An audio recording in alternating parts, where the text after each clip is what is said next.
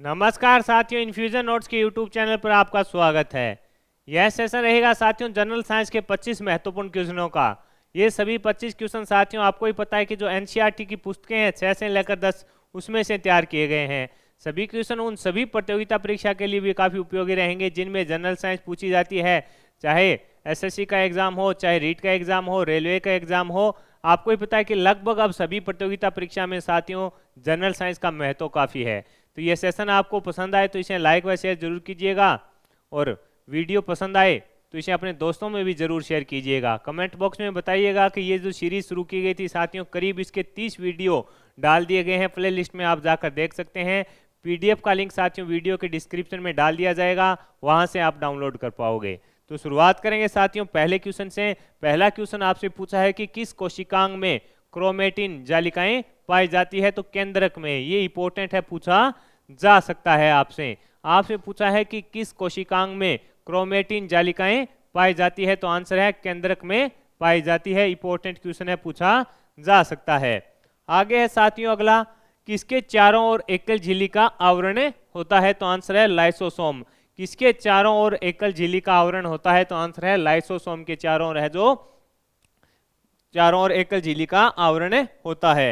आगे है सरल शर्करा को जटिल शर्करा में बदलने वाला कोशिकांग कौन सा है? आपसे पूछा है कि सरल जो शर्करा है उसको जटिल शर्करा में बदलने वाला कोशिकांग कौन सा है? तो आंसर है गोल्जिकाए। कौन सा है? गोल्जिकाए। आगे है सिल्वर नाइट्रेट का घोल किसके अध्ययन में काम में आता है? तो आंसर है गोल्जिकाए के। सिल्वर नाइट्रेट का घोल है जो किसके अध्ययन में काम में आता है? तो आंसर होगा गोल्जिकाए के अध्ययन में काम में आता है।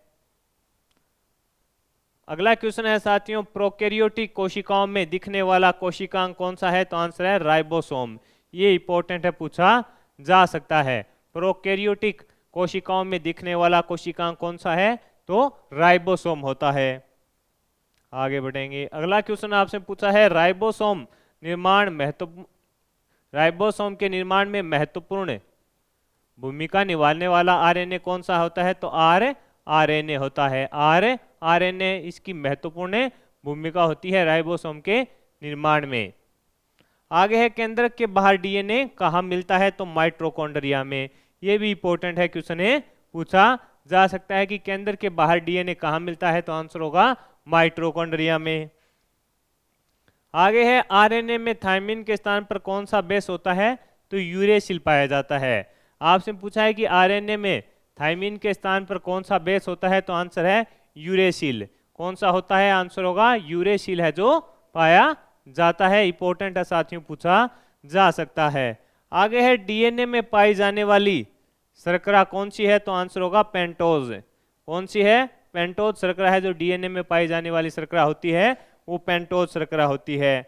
आगे है कोशिका चक्कर किस अवस्था में डीएनए का संश्लेषण करता है? तो आंसर है अस्परावस्था में। कौन सी प्रावस्था में करता है? अस्परावस्था में करता है। आगे है कोशिका चक्कर किस अवस्था में केंद्रक तथा कोशिका द्रव्य का विभाजन होता है? तो आंसर होगा एम कक्षा में होता है। कोशिका चक्र की किस अवस्था में सर्वाधिक समय लगता है? तो G1 फर्स्ट जो प्रावस्था है उसमें लगता है, यानी कोशिका चक्कर की किस अवस्था में सर्वाधिक समय लगता है? G1 प्रावस्था में लगता है। इंपॉर्टेंट है, पूछा जा सकता है। आगे है कोशिकाएं किस अवस्था में उन सभी आवश्यक पदार्थों का संश्लेषण व संग्रह करती है जिनकी कोशिका विभाजन के समय आवश्यकता होती है? तो आंसर है अंतरावस्था। ये भी इंपॉर्टेंट है, पूछा जा सकता है साथियों। कोशिकाएं किस अवस्था में उन सभी आवश्यक पदार्थों का संश्लेषण व संग्रह करती है जिनकी कोशिकाएं विभाजन के समय आवश्यकता होती है? तो आंसर है अंतरावस्था।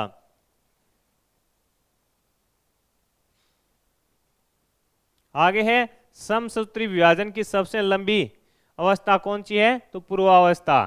कौन सी है? पूर्वावस्था है जो समसूत्री विभाजन की सबसे लंबी अवस्था मानी जाती है। आगे है कोशिका विभाजन की किस अवस्था में तारकाएं विभाजित होकर दो पुत्री तार केंद्र बनाते हैं? तो पूर्वावस्था। ये भी इंपॉर्टेंट है, पूछा जा सकता है। क्या होगा? पूर्वावस्था। आगे है किडनी के बाहरी भाग को क्या कहते हैं? तो आंसर है कोर्टेकस कहा जाता है। किडनी के बाहरी भाग को क्या कहा जाता है? कोर्टेकस कहा जाता है, इंपॉर्टेंट है, पूछा जा सकता है, यानी किडनी के बाहरी भाग को कोर्टेक्स।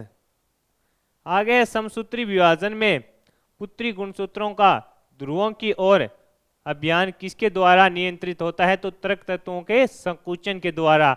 समसूत्री विभाजन में पुत्री गुणसूत्रों का ध्रुवों की ओर अभियान किसके द्वारा नियंत्रित होता है? तो तृक तंतुओं के संकुचन के द्वारा नियंत्रित होता है। आगे है जंतु कोशिकाओं में कोशिका द्रव्य का विभाजन किस विधि के द्वारा होता है? तो आंसर होगा विदलन। किसके द्वारा होता है? विदलन विधि के द्वारा होता है, इंपॉर्टेंट है, पूछा जा सकता है आपसे। अगला क्वेश्चन आपके सामने है, अर्धसूत्री विभाजन की किस अवस्था में जीन विनिमय की घटना होती है? तो पूर्वावस्था फर्स्ट में होती है, इसे इंपॉर्टेंट लगा लेना साथियों। अर्धसूत्री विभाजन की किस अवस्था में जीन विनिमय की घटना होती है? तो आंसर है पूर्वावस्था प्रथम, इंपॉर्टेंट है, पूछा जा सकता है। लेप्टोस्पायरा जीवाणु से कौन सा रोग होता है? तो आंसर है लीवर सिरोसिस व हेपेटाइटिस से रोग होता है, हेपेटाइटिस से रोग होता है। आगे है पेनिसिलिन तथा एरिथ्रोमाइसिन एंटीबायोटिक्स का उपयोग किस रोग में किया जाता है? तो पीलिया में। पेनिसिलिन तथा एरिथ्रोमाइसिन एंटीबायोटिक्स का उपयोग किस रोग में किया जाता है? तो आंसर होगा पीलिया में किया जाता है।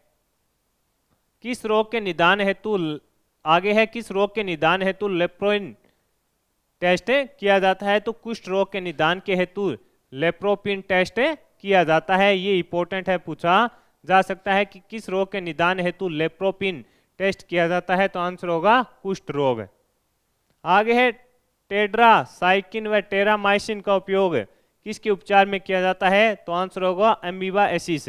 किसके उपचार में किया जाता है? एमीबा एसिस के उपचार में किया जाता है। आगे है विनक्रिस्टिन तथा विनब्लास्टिन का उपयोग किया जाता है कैंसर के उपचार में। विनक्रिस्टिन तथा विनब्लास्टिन का उपयोग किया जाता है, तो आंसर होगा कैंसर के उपचार में।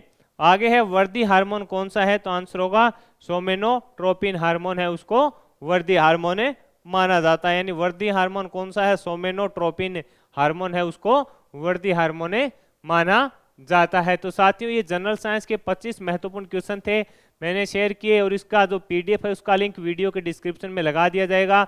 आपको ये 25 क्वेश्चन कैसे लगे साथियों कमेंट बॉक्स में जरूर बताइएगा। इन्फ्यूजन नोट्स से जुड़े रहिएगा, आपको डेली 1 या 2 दिन से डेली जनरल साइंस के महत्वपूर्ण क्वेश्चन मिलते रहेंगे। धन्यवाद साथियों।